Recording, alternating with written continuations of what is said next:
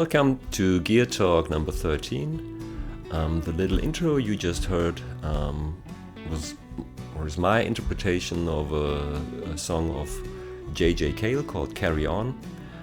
First of all, I want to tell you how I discovered the music of JJ Cale.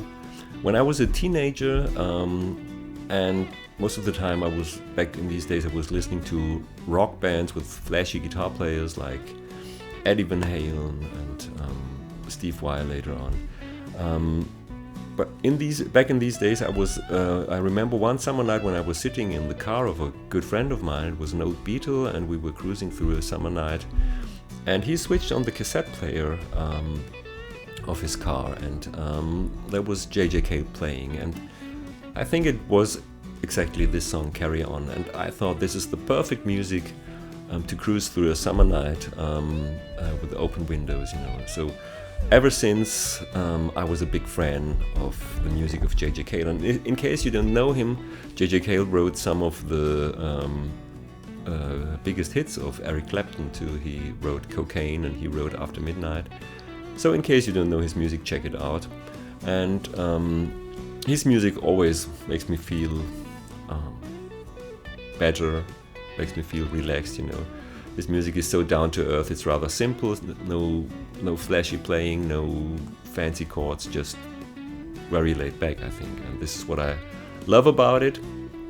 And another reason why I chose this song is to send a little message out to all the people that are affected by the lockdown and the corona crisis, especially all the musicians and the other people working in the music industry. I know that the situation is quite depressing for some of us, and I've heard of many friends and musicians that I know that have to fight hard, to carry on, and maybe this song that lifts me up always a little bit helps them to feel a bit better. So yeah, there will be light at the end of the tunnel. We have to carry on, we'll find a way. So yeah, maybe I can spend some hope or some good feelings by sending this message out. And the other thing that I want to talk about in this Gear Talk is a thing that some of my students ask me over and over again. Some of my students, they come to me and say, well, I feel like I'm playing the same shit over and over. I'd love to add some new things to my playing. I want to sound differently, So a good approach to come up with new stuff is to leave your comfort zone. And I try to leave my comfort zone a bit by not using a pick playing in the intro. Because what I realize is when I don't use a pick, when I don't play the way I usually do, lots of things change. For example, my phrasing changes, the choice of notes change, the dynamic that I use changes, and the expression of my playing changes. So what I did is I didn't use a pick in the intro, and I feel that it made me sound differently immediately. And later on, in this clip, I will talk about how I use my fingers when I don't have a pick to solo. So I said that I want to talk about the concept of how I use my fingers instead of a pick to solo. But to be honest, there's not much of a concept going on when I do this. So I just want to give you some inspiration or some ideas of how you can, start playing less with a pick or more with the fingers, or mix it. The reason why I did this is because I was always attracted by the sounds of guitar players that played more with their fingers, like Jeff Beck. When he hits a string, it has so much attitude, and he hardly ever uses a pick anymore. And also Mark Knopfler, he has a very unique sound, and I think you have a very direct connection to the tone if there's not a pick between your fingers and the strings. So for this reason, it's absolutely worth checking out playing without a pick. So how I started it was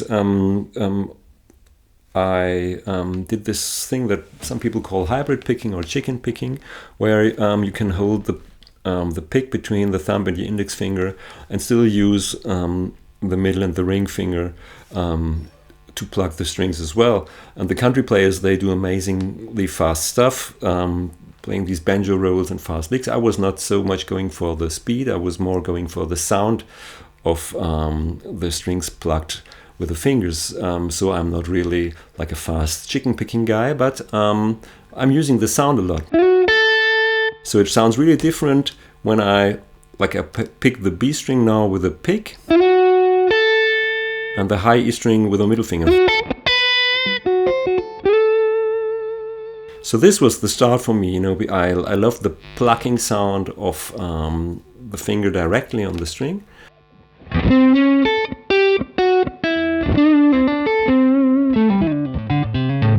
And it also helps for the comping as well, so you can play like root note and chord.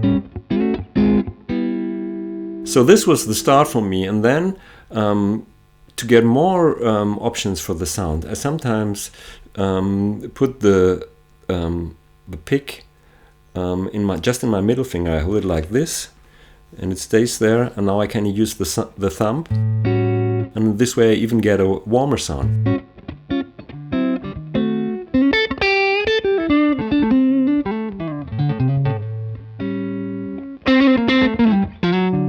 Now I switch back to the hybrid picking stuff by taking the pick out of the middle finger, and now back to just the fingers.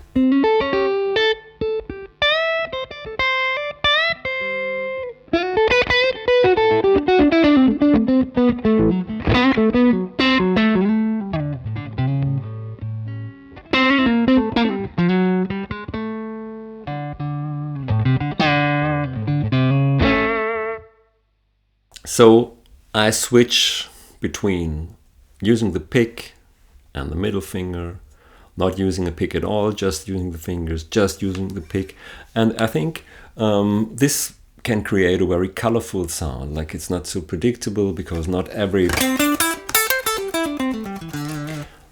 string is, or every note is picked the same way.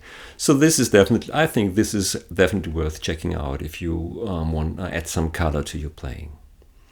And there's no concept when I do it. It just came up with the way I did it. So find your own way of doing this. Have fun. Okay, I have to apologize now. It has not been a gear talk so far. It has been more kind of a lesson maybe for you. I hope it was still fun to watch, or inspirational, or informative. Let me talk a bit about the gear that I used, at least in the last few minutes. Of course, I used my old custom shop Stratocaster. I plugged it into my pedal board. I used the Comp Nova compressor of T-Rex in combination with the Sweet Honey overdrive of Matt Professor for a slight bit of overdrive.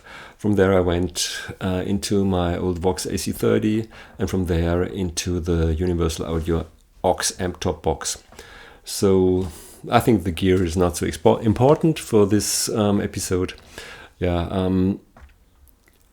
In the Gear Talk episodes, I've decided to talk a bit about music that has influenced, that has inspired me, that made me play music like I do. I hope it's interesting for you. I love JJ Cale and I love all the old stuff. Yeah, it's not virtuoso things going on there, but still, listening to virtuosos all the time can get boring once in a while as well. So I hope you enjoyed the episode. Thanks for watching. Consider subscribing to my channel if you haven't so far. If you like my playing, you might want to buy one of my CDs maybe. I'll put a link in the description below. I'll try to be back next week with another episode. Thanks, bye-bye.